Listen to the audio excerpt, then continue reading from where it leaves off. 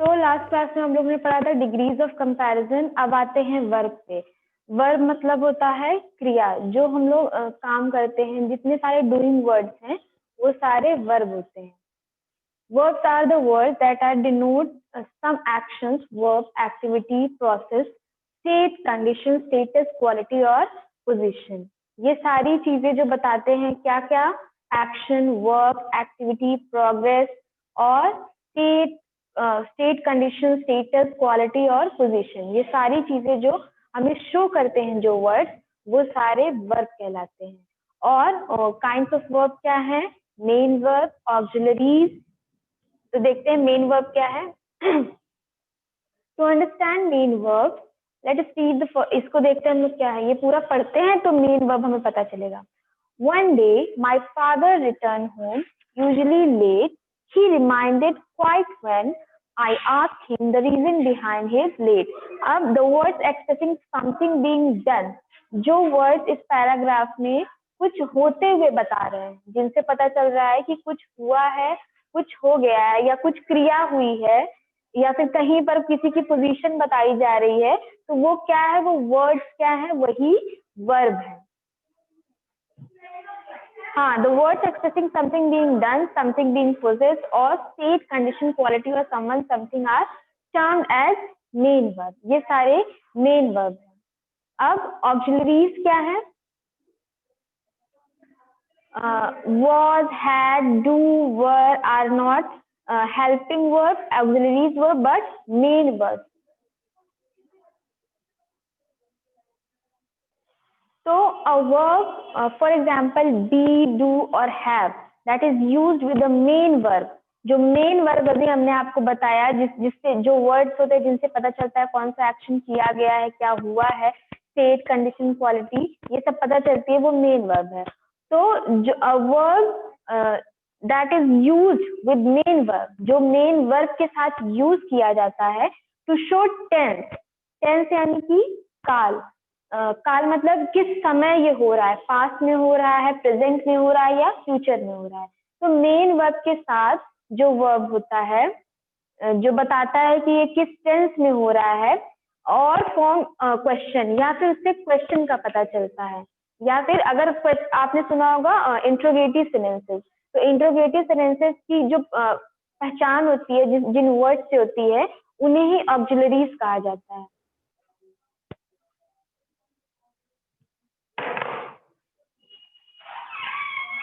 Main verbs are further classified on the basis of the following differentiation।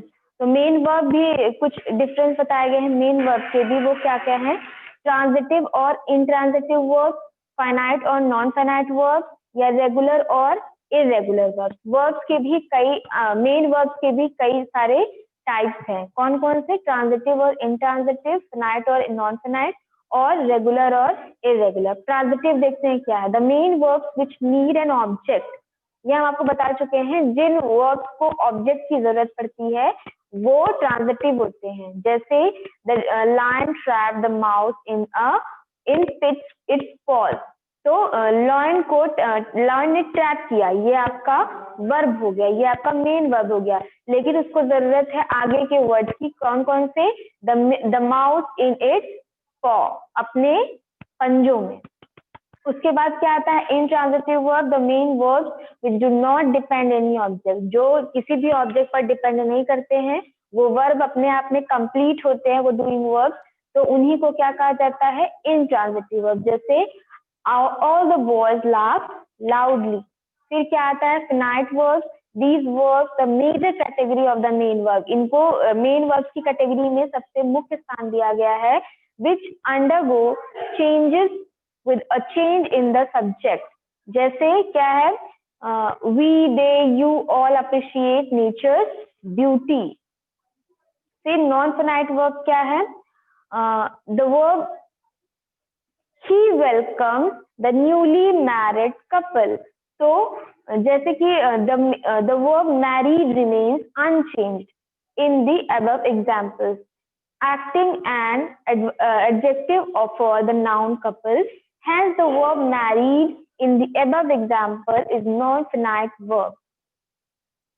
फिर क्या आता है रेगुलर वर्ब्स, रेगुलर या इरेगुलर। रेगुलर देखते हैं the main verbs which take the suffix ed or t in their past and past participle। जो verb की second form होती है और थर्ड फॉर्म होती है, उसमें जब ed या t लगा देते हैं तो उसको क्या कहा जाता है, रेगुलर वर्ब्स कहा जाता है। जैसे कौन कौन से वर्ब होते हैं जिनमें t लगाकर हम लोग उनको पास्ट टेंस या पास्ट पार्टिसिपल कर देते हैं। जैसे एडमायर, एडमायर में हमने डी लगा दिया तो क्या बन गया, एडमायर्ड। फिर पास्ट पार्टिसिपल भी इसका यही होगा, सेकंड और थर्ड फॉर्म सेम है। फिर बेंड है, बेंड में हमने टी लगा दिया, अभी हम डी आई डी जोड़ रहे थे, अब हमने टी जोड़ दिया तो क्या हो गया, बेंट हो गया। कॉल, कॉल को पास्ट टेंस और पास्ट पार्टिसिपल यानी कि सेकंड फॉर्म ऑफ वर्ब और थर्ड फॉर्म ऑफ वर्ब में क्या लिखा जाता है, कॉल्ड और called. Drag, dragged, dragged. Learn, learn में क्या करते हैं हम लोग उसको पास्ट सेकंड फॉर्म और थर्ड फॉर्म के लिए लर्न, लर्न। अब इरेगुलर वर्ब्स क्या हैं जिनमें ईडी, जैसे कि these are verbs that form their past and past participle by a change in the vowel of their present base form। अब इनको हमें सेकेंड और थर्ड फॉर्म बनाने के लिए, इन वर्ड्स को वर्ब की सेकेंड और थर्ड फॉर्म बनाने के लिए इनके वोवेल में चेंजेस करने पड़ते हैं। जैसे बिगिन, बिगिन है प्रेजेंट में बिगिन हो गया, और जो पास्ट होता है उसमें क्या आता है, बिगैन, BEGIN से BEGAN हो गया, बिगैन हो गया। फिर इसको पास्ट पार्टिसिपल यानी कि थर्ड फॉर्म ऑफ वर्ब में क्या कर देंगे, बिगन, BEGUN। वैसे ही डू, डू का फर्स्ट फॉर्म ऑफ वर्ब क्या है, डू। सेकंड क्या है बताइए, कौन बताएगा, सेकंड है डिड, और थर्ड क्या हो जाएगा फिर, डन। तो ऐसे ही थ्री फॉर्म ऑफ वर्ब है, ये इरेगुलर में आते हैं जिनको वोवेल को चेंजेस करने के बाद सेकंड और थर्ड फॉर्म में बदल दिया जाता है। लेकिन रेगुलर में क्या था, ईडी या टी जोड़ के बदल देते थे। फिर क्या आता है, auxiliaries helping verb. My younger brother does not tell lies at all। फिर colorful butterflies were hovering over the flowers। यहाँ पे does, were, are, had ये ऑक्सिलरीज हैं जो हमें टेंस का पता चलाती हैं। अगर does है तो हमें पता है कि प्रेजेंट टेंस है, were है तो पता चलेगा कि पास्ट टेंस है, आर से क्या पता चलेगा, प्रेजेंट टेंस है, यानी कि जब हम बोल रहे हैं जो चीज, जो सेंटेंस बोल रहे हैं वो अभी इस समय प्रोसेसिंग में है, हो रहा है। जैसे they are not paying attention to the lecture, ये लोग लेक्चर में अटेंशन नहीं दे रहे हैं, ध्यान नहीं दे रहे हैं। इसका मतलब ये ना कि हम बोल रहे हैं और ध्यान नहीं दिया जा रहा है, दोनों चीज एक साथ हो रही है। फिर हैज, हैज में भी आपका प्रेजेंट परफेक्ट आएगा। फिर सम हैड आपका पास्ट टेंस में आ जाता है। तो ये सारे जो ऑक्सिलरीज हेल्पिंग वर्ब्स हैं इनसे हमें टेंस का पता चलता है, और हेल्पिंग वर्ब भी नहीं कहते हैं। काइंड्स ऑफ ऑक्सिलरीज, ऑक्सिलरीज के भी दो टाइप्स हैं, कौन कौन से, प्राइमरी ऑक्सिलरी और मॉडल ऑक्सिलरी। प्राइमरी में क्या आता है, do, be, have, do, does, did, is, am, are, ये सारे। और मॉडल ऑक्सिलरी में क्या आता है, can, could, may, might, must, ought to, shall, should, will, would, should, to, ये सारे। अब आते हैं हम लोग एडवर्ब्स पे। देखिए एडवर्ब्स क्या है। An adverb is a word which to modify or describe an adjective। adjective आपको पता है किसी की क्वालिटी ना, so a word that adds more information about place, time, manner, cause or degree to a verb, an adjective। ये सारे क्या है, एडजेक्टिव को बताते हैं, किसी एक एडजेक्टिव, एडजेक्टिव यानी कि विशेषण। तो ऐसे वर्ड जो मोर इंफॉर्मेशन यानी कि और अधिक जानकारी देते हैं एडजेक्टिव के बारे में, या अ फ्रेज अनदर एडवर्ब, उसी को क्या कहा जाता है, एडवर्ब कहा जाता है। समय, जगह, रीजन, ये सब के बारे में और ज्यादा जानकारी जब मिलती है हमें जिस वर्ड से, उस वर्ड को एडवर्ब कहते हैं। जैसे Mohan rights neatly, Mohan rights, तो हमें पता चल जाता है कि मोहन लिखता है, लेकिन नीटली, नीटली लिखता है यानी कि हमें उसके क्रिया के बारे में, उसकी क्वालिटी के बारे में और ज्यादा पता चला। क्या पता चला? कि वो बहुत साफ सुथरा लिखता है। फिर नेक्स्ट क्या है? This is very sour orange, सार यानी कि खट्टा, तो ये बहुत खट्टा ऑरेंज है। Mohit will reach very late, late बोल देते तो पता चलता कि लेट है, लेकिन हमने वेरी जोड़ दिया, तो वेरी जो है ये आपका एडवर्ब कहलाएगा, क्योंकि इसने लेट पहुंचने वाली बात को और ज्यादा जानकारी दे दी कि बहुत ही ज्यादा लेट हुआ है। काइंड्स ऑफ वर्ब क्या है? Adverbs of time, adverbs of place, adverbs of manner, adverbs of frequency, adverbs of degree और क्वांटिटी, एडवर्ब्स ऑफ रीजन और एडवर्ब्स ऑफ अफर्मेशन और निगेशन। अफर्मेशन निगेशन मतलब नॉट आएगा, अफर्मेटिव का मतलब होता है नॉट आएगा या क्वेश्चनेबल होगा। जैसे अब एडवर्ब्स ऑफ टाइम क्या है? They answer the question when words such as today, yesterday. अब टाइम के बारे में आपको पता चलेगा कि आज की बात है, कल की बात है, या बीते हुए कल की बात है। जैसे शी डाइड 2 years ago, इसमें 2 years पता चला ना, तो ये आपका क्या हो जाएगा? Adverbs of time. अब एडवर्ब्स ऑफ प्लेस, जहाँ पे हमें स्थान का पता चले, जैसे I search my pen everywhere, everywhere यानी कि कोई जगह होगी ना, कई जगहों पर मैंने देखा, तो ये एडवर्ब ऑफ प्लेस बताएगा आपको। फिर he decided to go there, उसने डिसाइड किया वहां जाने का। Adverbs of manner, adverbs of manner क्या है? कि किस तरह से वो किया गया है, कैसे किया गया। जैसे they answer the question how और what the manner, word such as neatly, nicely, bravely. जैसे कि आपका ये जो पहला एग्जांपल हमने बताया था, इसमें एडवर्ब ऑफ मैनर का यूज किया गया है। जैसे क्या था इसमें? मोहन राइट नीटली, तो ये एडवर्ब ऑफ मैनर है। एडवर्ब ऑफ फ्रीक्वेंसी, फ्रीक्वेंसी मतलब रफ्तार जो होती है, या कैसे किया, तेज है या हमेशा है या कभी कभी है। जैसे you are always welcome, always welcome यानी कि हमेशा, तो फ्रीक्वेंसी पता चली इससे कि हमेशा की बात की जा रही है। I visited the Taj Mahal only once, once यानी कि सिर्फ एक बार गया, तो इससे फ्रीक्वेंसी क्या पता चल रही है कि एक ही बार क्रिया की गई। फिर एडवर्ब्स ऑफ डिग्री ऑफ और क्वांटिटी, डिग्री और क्वांटिटी मतलब कि बताया जाएगा कि कितना ज्यादा और क्या। जैसे they answer the question how far, how much और what extent. Word such as very, much, little, enough, quite, too, partially, ये सारे वर्ड जब लगेंगे तो पता चलेगा कि ये डिग्री ऑफ क्वांटिटी है। जैसे नूरजहां वॉज वेरी ब्यूटिफुल, तो नूरजहां जो है वो बहुत ब्यूटीफुल है। बहुत यानी कि इससे क्वांटिटी का पता चल रहा है कि बहुत है, ज्यादा है। ही वॉज, हाँ, he is quite strong, he is quite strong यानी कि क्वाइट से हमें पता चला कि थोड़ी स्ट्रॉन्ग है। फिर नेक्स्ट क्या है? Adverb of reason. They answer the question why, words such as thus, hence, consequently, therefore, doubtlessly, likewise, ये सारे वर्ड्स आएंगे जिनसे हमें रीजन पता चलेगा किसी वाक्य में। जैसे Ruth is hence unable to refute in invitation, Radhika is doubtlessly a brilliant student.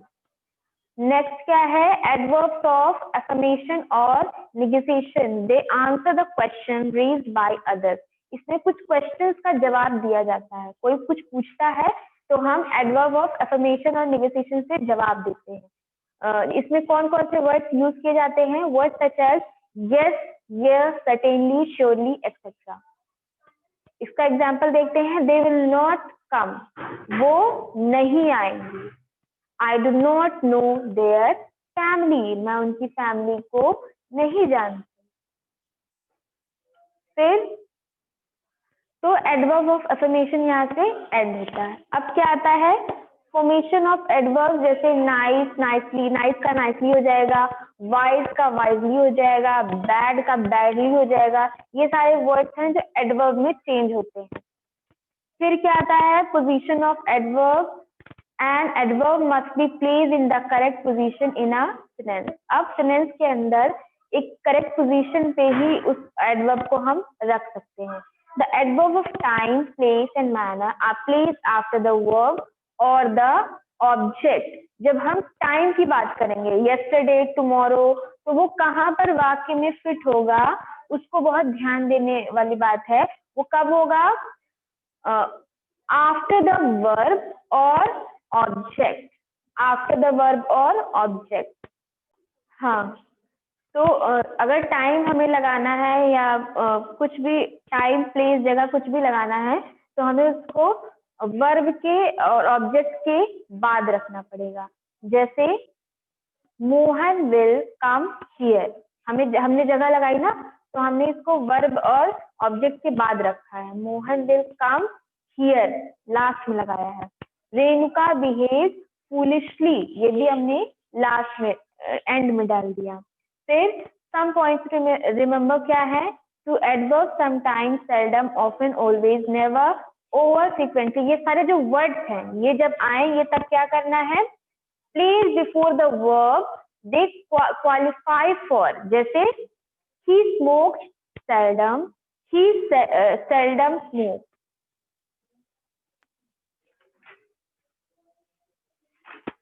अब आइए आप लोग टेंसेस पर, पेज नंबर 273, टेंसेस। कौन कौन से टेंस होते हैं, present, past and future. Present tense यानी कि जो अभी हो रहा है, पास्ट मतलब जो हो चुका है, फ्यूचर मतलब जो होने वाला है। तो प्रेजेंट टेंस में कौन कौन से टेंस होते हैं, present, simple tense, continuous tense, perfect tense, perfect continuous tense. ये सारे टेंस जो है आपके प्रेजेंट में आते हैं। वैसे ही पास्ट में क्या आता है, past simple tense, continuous tense, past perfect tense, past perfect continuous tense. Same ऐसे ही फ्यूचर में आ जाएगा, क्या आ जाएगा, future simple future, future indefinite जिसको कहते हैं, फिर future continuous tense, future perfect tense, future perfect continuous tense. तो सबसे पहले हम क्या देखेंगे, प्रेजेंट टेंस के बारे में।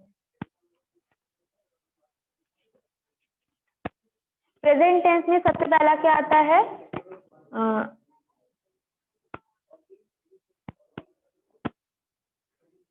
Present indefinite, present simple tense. Tense. तो सिंपल प्रेजेंट टेंस की क्या पहचान होती है, ता है, ती है, ते है। किसी भी कोई भी ऐसा वाक्य जिससे हम ये बताएं कि वो चीज रेगुलरली हो रही है और प्रेजेंट में होती है। लास्ट में लेकिन उसके क्या आता है, ता है, ती है, ते। जैसे वह स्कूल जाता है, वह स्कूल जाता है का क्या हो जाएगा, ही गोज टू स्कूल। और इसमें मेन याद करने वाली बात होती है, जो सिंगुलर होता है, सिंगुलर के साथ एस या ई एस जोड़ देंगे वर्ग में। हमेशा सिंगुलर के साथ वर्ग में एस या ई एस जोड़ देंगे, लेकिन जब प्लूरल की बात आएगी तो एस या ई एस कुछ नहीं होगा। जैसे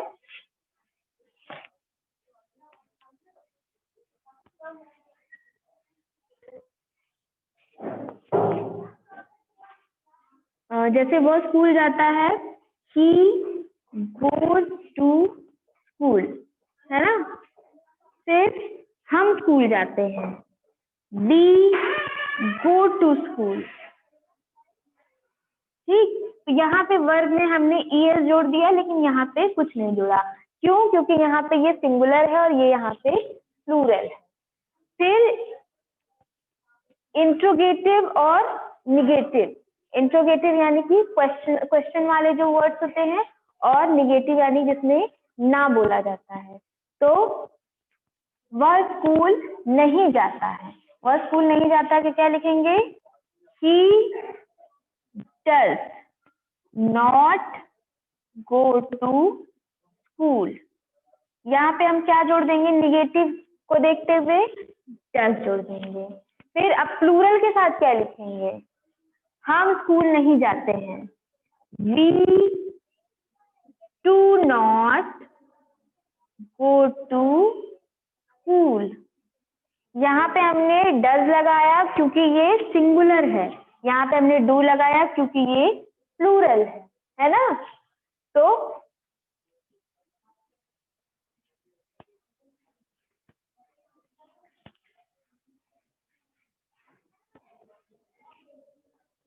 ये हो गया आपका निगेटिव। लेकिन अब इंट्रोगेटिव, क्वेश्चनेबल वाले जो वर्ड्स होते हैं, क्या, जैसे क्या वह स्कूल जाता है, तो डज ही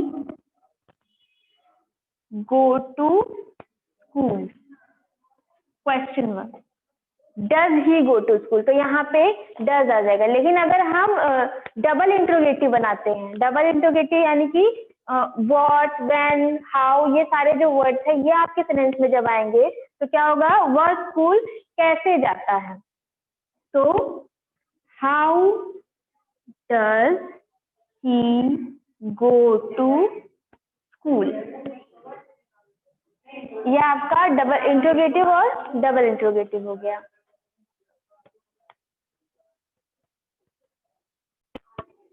तो ये हो गया आपका डबल इंट्रोगेटिव वर्ड। फिर जैसे अगर हमें लिखना है कि क्या प्रिया गाना गाती है, तो हम क्या करेंगे, इसको कौन बताएगा, बताइए। हम पहले डज लिखेंगे। हाँ, डज क्यों लिखेंगे, क्योंकि प्रिया जो है वो सिंगुलर है। डज प्रिया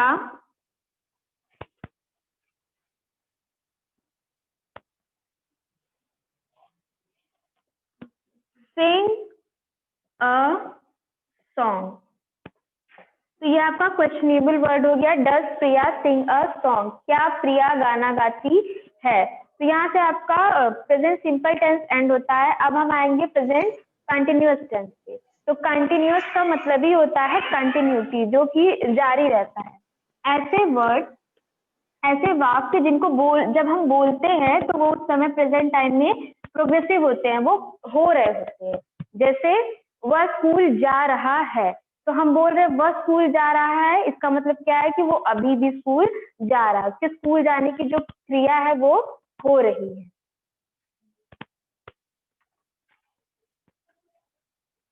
तो she is going to school, वह स्कूल जा रहा है। तो प्रेजेंट कंटिन्यूअस टेंस में पहचान क्या होगी आपकी, यही कि रहा है, रही है। और इसका मतलब क्या होगा कि वो जब हम बोल रहे हैं वो चीज, तब वो चीज हो रही है। और इसमें हेल्पिंग वर्ब के रूप में क्या लगता है, इज, एम और आर। इज हमेशा सिंगुलर के साथ लगता है, एम हमेशा आई के साथ लगता है, और आर प्लूरल के साथ लगता है। तो ही सिंगुलर है, तो इसलिए हमने ई लगा दिया। अब मैं स्कूल जा रहा हूँ, I am going to school. फिर हम स्कूल जा रहे हैं, तो we are going to school.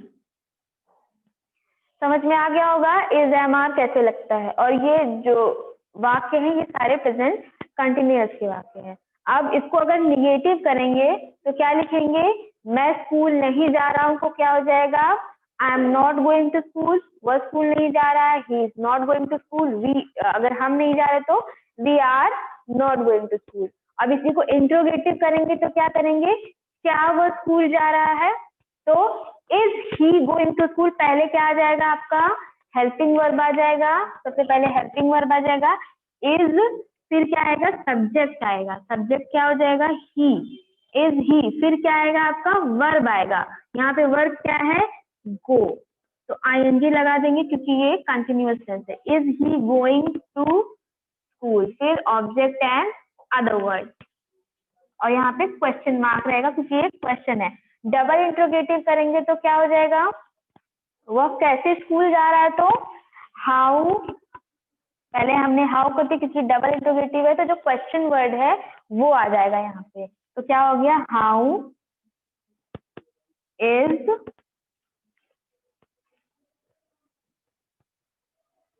हाँ, तो इसका क्या हो जाएगा, how is he going to school. तो हमने आपका प्रेजेंट इंडेफिनिट और प्रेजेंट कंटिन्यूअस का सिंपल, नेगेटिव और इंटरोगेटिव और डबल इंटरोगेटिव आपको बता दिया है। अब नेक्स्ट क्लास में हम लोग प्रेजेंट परफेक्ट टेंस पढ़ेंगे। चलिए, thank you student, bye bye.